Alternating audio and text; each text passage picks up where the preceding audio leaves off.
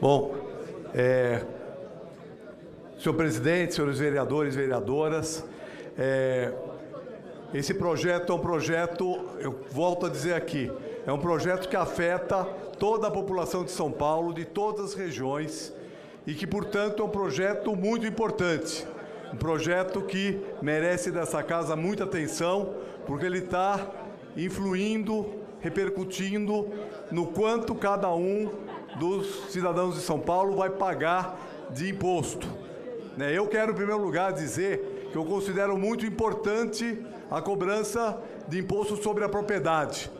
É um dos principais pilares da nossa arrecadação do município de São Paulo. Inclusive, no nosso país, de uma maneira geral, o imposto sobre a propriedade é muito pouco cobrado. São Paulo talvez seja uma exceção, que é uma cidade que cobra imposto sobre a propriedade, mas, obviamente, isso precisa ser feito com muito cuidado.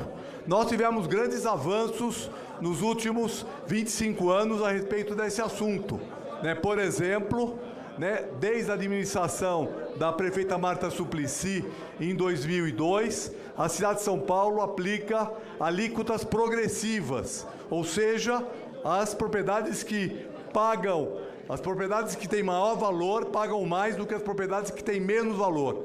Foi estabelecido lá em 2001, um critério de isenção. Então, até uma certa faixa de renda, que hoje está em R$260 mil, para quem é proprietário de uma única casa, ele está isento na proposta que vem aqui. É uma proposta correta.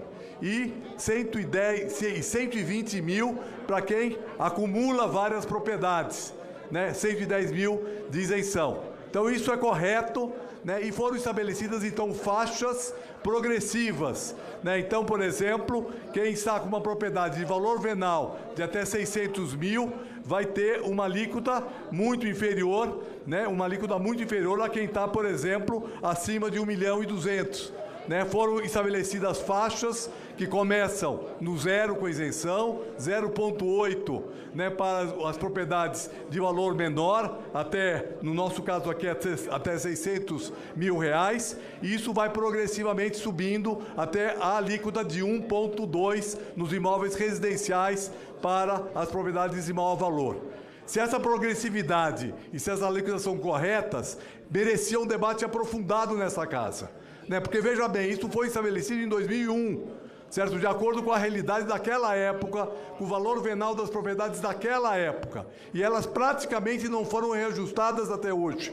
Ou seja, ao não serem reajustadas essas alíquotas, nós podemos estar cometendo um aumento excessivo do IPTU para determinadas propriedades que, nesse período, tiveram uma valorização muito grande no seu valor venal. Lembrando que o valor venal, ele deve corresponder de acordo com estudos técnicos que são elaborados pela Prefeitura. Não vou entrar nos detalhes porque não temos tempo para isso, mas foram apresentados no dia de ontem, esses estudos técnicos. Se faz uma avaliação da propriedade em função da sua condição de mercado, exemplos de venda, etc., e se aplica um teto máximo de 70%.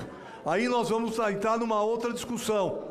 O governo Haddad incluiu uma variação dessa relação entre valor de mercado e valor venal de acordo com a zona.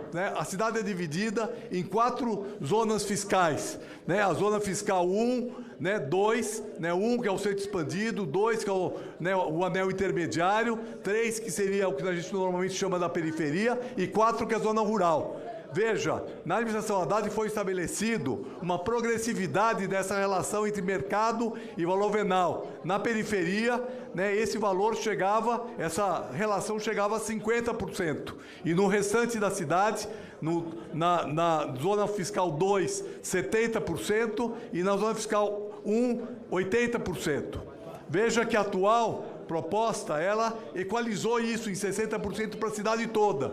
E como na periferia nós temos uma valorização das propriedades muito grande, Por que grande? Porque quem conhece a periferia de 25 anos para cá, né, viu a modificação que aconteceu na periferia. Ou seja, áreas que não tinham equipamentos de escola, não tinha CEL, por exemplo, né, em nenhum bairro da cidade, quando foi feita, né, essa tabela. Né? Não tínhamos muitos equipamentos de saúde, não tínhamos o bilhete único, que facilitou o acesso e barateou o acesso, ou seja, nós tivemos várias melhorias urbanas que fez com que a periferia melhorasse muito a sua condição urbana. Isso vai se refletir pela metodologia de cálculo do valor venal, né, no valor daquela propriedade. O que significa o seguinte, que nós vamos ter uma valorização desse valor venal, né, muito acima da valorização que teve os salários das pessoas nesse período, porque a propriedade, a renda das pessoas não acompanhou a propriedade.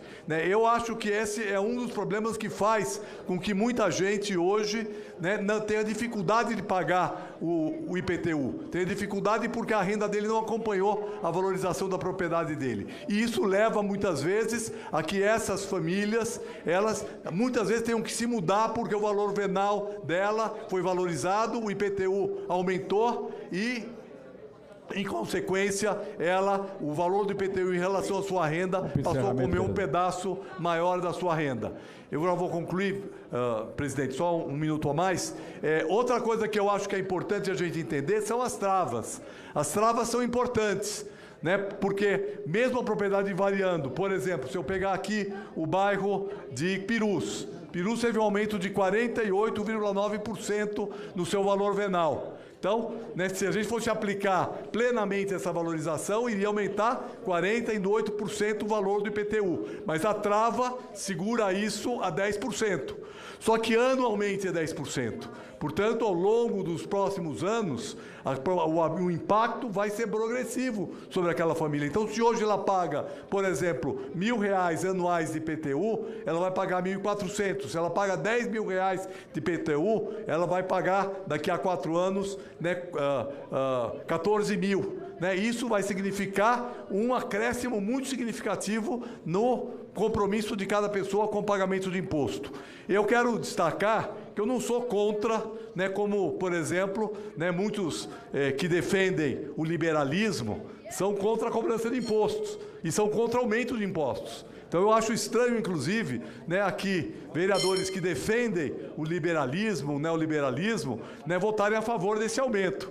Né? Eu não sou contra aumentar imposto, só que nós precisamos garantir uma justiça fiscal real, adequada, de modo que aqueles que têm condição de pagar, pagam, e aqueles que não têm condição de pagar, pagam menos. E eu vou finalizar dizendo que nós precisamos, vereador Paulo Frange, da presidência, nós precisamos também instituir alíquotas mais altas para o acúmulo de propriedades. Ou seja, pessoas que têm várias propriedades, elas deveriam pagar uma alíquota maior do que a alíquota exclusiva em relação ao imóvel. Vamos dizer, uma pessoa que tem um imóvel que está na faixa de 1,2% de alíquota, certo? Mas se essa pessoa tem não um imóvel de alto valor, mas tem 10 imóveis de alto valor, ela vai, na regra atual, ela vai pagar 1,2% sobre todas as propriedades. Mas o acúmulo delas deveria gerar uma alíquota superior para que a gente possa fazer com que os super ricos sejam mais taxados do que aqueles